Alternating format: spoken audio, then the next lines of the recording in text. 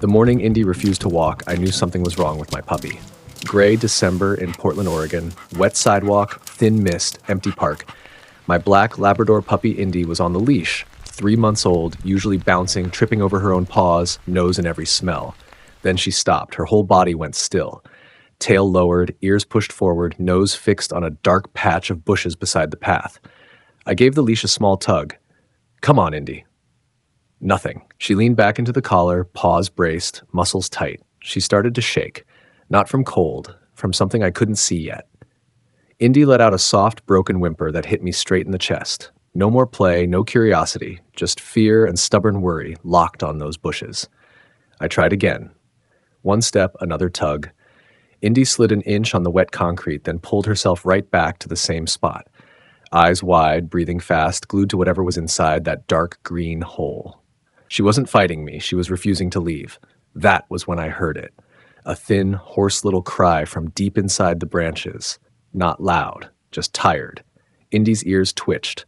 She turned her head toward the sound, then straight back to me, begging me with her eyes to pay attention. I stepped off the path and pushed my hand into the cold, wet leaves. Indy pressed against my leg, trembling. I parted the branches, and the smell of damp fur and fear rolled out. 2 huge eyes stared back. Curled in the mud, pressed against the ground like he wanted to disappear, lay a saddleback German Shepherd puppy. Too thin, too dirty, too quiet. His whole body shook, but his eyes never left Indy. And it hit me. My Labrador puppy hadn't just stopped. She had been standing guard over him long before I understood he was there. For a moment, none of us moved. Not me, not Indy, not the shepherd in the mud. He was small for a German Shepherd puppy, maybe 3 months like Indy, but where she was round belly and soft fur, he was all ribs and angles. A dark saddle lay across his back, the rest of his coat a dirty tan, soaked and clumped. His paws were dug into the wet ground like he was trying to disappear. He didn't growl or bark. He just stared at Indy, chest shaking with short, shallow breaths. Everything in him said, if I don't move, maybe nothing else will happen. Indy lowered herself without a word from me. My black Labrador puppy slid down into the mud, belly almost on the ground, tail barely moving. She inched forward on her elbows, one slow shuffle at a time, head low, ears soft, eyes fixed on his. She made a quiet little sound, almost a question. Not loud, just a soft whimper meant for him, not for me. I reached my hand out, slow, palm down. His eyes flicked to me and froze. His body tensed so hard I saw the tremor run down his side. Indy glanced back at my hand, then stepped across it, putting her small black body between us. She wasn't protecting me from him. She was protecting him from me. 2 runners passed on the trail. Shoes on wet pavement, voices, then nothing. Nobody stopped. To them it was just a man and his dog in the bushes on a gray morning. To Indy it was something else. She planted herself there, legs shaking, nose pointed at that terrified shepherd puppy, like the whole world had narrowed to keeping him in sight. And standing over them, drizzle soaking through my jacket, I understood one thing. If I pulled Indy away now, I wouldn't just be leaving a stray behind. I'd be turning my back on the one thing my puppy was begging me to do right. I loosened my grip on the leash, and Indy stayed exactly where she was, nose toward the shepherd puppy, body shaking but steady. Her tail gave one tiny movement, not playful, more like, I'm here, I'm not leaving. I did the human thing first. Pulled out my phone, called the local rescue number I keep saved. I told them what I saw, German Shepherd puppy, maybe 3 months, soaked, thin, hiding in the bushes, won't move. They were kind, but honest. It might take a while. A truck, another call, traffic. If he's not in immediate danger, can you stay with him? They asked. I looked at Indy. She answered for me without a sound. She shifted forward another inch on the wet ground, stretching her neck so her nose almost touched his paws between the branches. His eyes stayed locked on her, not on me, not on the world, just on this black Labrador puppy who refused to walk away. I hung up and slid down to sit on the cold grass beside them. Indy's leash went slack. I wasn't going anywhere. Every time I even shifted my weight like I might stand, the shepherd puppy's breathing sped up, little gasps you could barely hear over the drizzle. Indy noticed. She turned her head quickly, checked his face, then looked back at me like, "Don't! You'll scare him." I tried to call him softly, no name, just a gentle voice. He wouldn't look at me. But when Indy made that soft, broken whimper again, his ears twitched, and for the first time his body leaned a fraction toward her instead of deeper into the dirt. She stretched one paw forward, pressing it into the mud until it almost brushed his toes. Not grabbing, not pushing. Just close enough that, if he wanted, he could feel her there. Watching them, it felt like there was an invisible line between them, something I had no right to cut. I realized my job, at least for now, wasn't to drag him out or force anything. My job was simple: hold the leash loose, stay on the ground, and wait until my black Labrador puppy could convince that frightened shepherd that it was safe to come out with her. I don't know how long we sat there, three shapes in the drizzle. Me on the cold ground, my black Labrador puppy pressed against my leg, and that little shepherd puppy shaking in the bushes. My legs went numb, but Indy didn't move.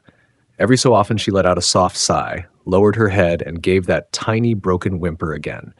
It wasn't for me, it was for him. He watched her like a lifeline. I unclipped the leash from her collar. She glanced back at me once, checking, and when I didn't call her away, she slid forward on her belly toward the branches. I wrapped the leash into a loose loop in my hand, not as a trap, just in case he bolted toward the road. I poured a small pile of kibble on the wet grass just outside the leaves. The smell rose in the damp air. His nose twitched. He didn't move, but his eyes flicked from Indy to the food and back, like he was trying to solve a puzzle that might hurt him. Indy did the rest. She scooted up, took a few slow bites, then backed away, leaving most of it sitting there. Tail low, ears soft, head turned slightly aside, her whole body saying, "It's okay. It's yours." For a long moment, nothing happened. Then one paw slid forward. Just one. Then another. Mud clung to his fur. His body stayed low, ready to spring back into the dark if anything felt wrong, but he was moving. I held my breath. Indy flicked her eyes up at me, as if warning me not to ruin this, then focused on him again. His nose reached the kibble. He paused, shaking, then finally lowered his head and took a bite. It was a tiny thing. But watching that terrified German Shepherd puppy eat his first mouthful of food beside my Labrador puppy, I knew it was also his first step out of the lonely place he'd been trapped in long before we found him. Getting him all the way out of those bushes took longer than getting that first bite of food into him. He ate a few pieces, then froze again, half in the shadows, half in the open. Every time a car passed on the distant road or a runner's foot hit a puddle too hard, he flinched, ready to disappear back into the dark. Indy stayed low beside the pile, not too close, not staring, just breathing steady so he could feel her there. I knew we couldn't leave him in that park and hoped the rescue truck found him before fear did. The drizzle was turning into real rain. His fur was already soaked through. I looked at the path, at the parking lot beyond the trees, then at my black Labrador puppy and that trembling shepherd puppy who now smelled like wet leaves and cheap kibble. "Okay," I said quietly, more to Indy than to him. "Let's try." I made a loose loop with the leash and held it low, hand open, no sudden moves. Indy walked ahead a few steps toward the path, then stopped and looked back at him, ears relaxed, tail giving one small, inviting sway. She didn't pull. She waited. He took one tiny step toward her, then another. We did it like that the whole way. Indy leading, me moving slow, the German Shepherd puppy creeping forward, always keeping her within reach of his eyes. By the time we reached the car, his paws and belly were covered in mud, but he was out of the bushes and still with us. I opened the back door. Indy jumped in first, turned around, and stood facing him, nose just over the edge of the seat. He hesitated, shaking, front paws on the sill, back paws on the wet pavement. For a second, I thought he would bolt. Instead, he lifted one muddy paw, then the other, and slid in beside her, pressing his body into my Labrador puppy like she was the only solid thing left in his world. He slid out of the car and into the house on shaking legs, staying close enough to Indy that their fur brushed. The second we crossed the threshold, he hesitated, as if some old memory of doors and shouting lived in his bones. Indy bumped his shoulder with her nose just once and kept walking. He followed. I carried a spare blanket and a bowl of water into the quietest room we have, the little back room off the hallway where the noise from the street comes in soft. I left the lights low. Indy trotted in beside me, tail doing a slow, careful wag, still watching that German Shepherd puppy like she was checking his heartbeat with her eyes. I set up a baby gate across the doorway. Not a cage, just a thin line so he could have a corner that belonged to him and still see the rest of the world. He went straight to the farthest corner of the room and folded himself down there, nose tucked tight against his chest, eyes pinned on the opening. Indy lay down on the other side of the gate, right across from him, her paws stretched under the bars until her toes almost touched his. She didn't bark, didn't whine. She just breathed, steady and slow, like she was trying to show him how. Cars passed outside. A siren wailed somewhere far off. The house felt strangely quiet around the sound of two puppies breathing. I stayed in the hallway, close enough to step in if something went wrong, far enough back that it felt like their moment, not mine. For the first time that day, he closed his eyes not from fear, but from exhaustion, and let himself fall asleep with my Labrador puppy standing guard just one paw width away. At home, I called the rescue back and told them we had brought the shepherd puppy home. We couldn't sit in the park and hope he survived a long wait. On the other end of the line, they were quiet for a moment, then said we'd done the right thing and asked me to get him to a vet as soon as I could. Several hours later, Indy was still lying by the baby gate, her tail softly thumping the floor. The German Shepherd puppy stood frozen in his corner, looking at her as if still checking to see if she was still there. When I opened the gate, she entered first, her nose down, and gave him a gentle nudge on the shoulder. That was enough to get him to his feet. We carried their world in small steps that day. Leash on Indy, a towel around his thin body, both of them riding in the back seat. Every time the car jerked, he flinched, then buried his face in her neck until her breathing calmed him again. At the clinic, the waiting room smelled like disinfectant and old fur. Indy sat pressed to my leg, steady, while the shepherd puppy tucked himself under her chest, using her like a shield. The vet knelt, didn't reach for him right away, just watched the way his eyes never left Indy's face. When she finally scanned him for a microchip, the reader beeped. A file came up on the screen. There was an old address and a note. Behavioral, untrainable, aggressive with handling.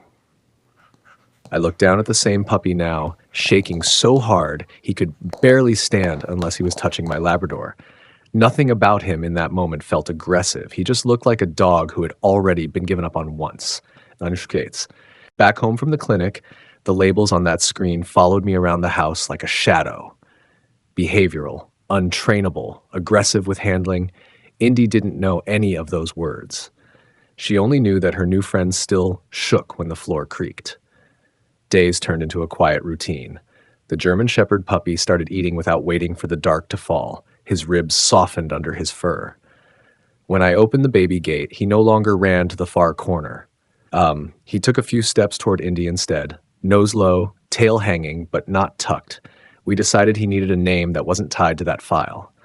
We sat on the floor, tossing out ideas, while Indy snored between us and the shepherd puppy watched from his bed. In the end, we chose Marlowe. It felt gentle. It felt like a restart. Indy taught Marlowe things I never could. She showed him that toys weren't traps by dropping a ball in front of him and backing away. The first time he touched it, he flinched like it might snap. The second time, he nudged it back to her, just once, and her whole body lit up. Little victories stacked up. Marlowe taking a treat from my hand without trembling, falling asleep with his back pressed against Indy, walking through the hallway without freezing at the doorway. But whenever Indy left the room, he still stood and stared after her, like a dog afraid of waking up alone again. At the table one night, we said it out loud. We'd help him heal, then find him the perfect home. One family dog was our plan. 2 big dogs was a lot. The only one who didn't know about that plan was Indy. Rescue called a few days later with news. They had a family interested in a young German Shepherd puppy, people who knew the breed, yard, time for a fearful dog.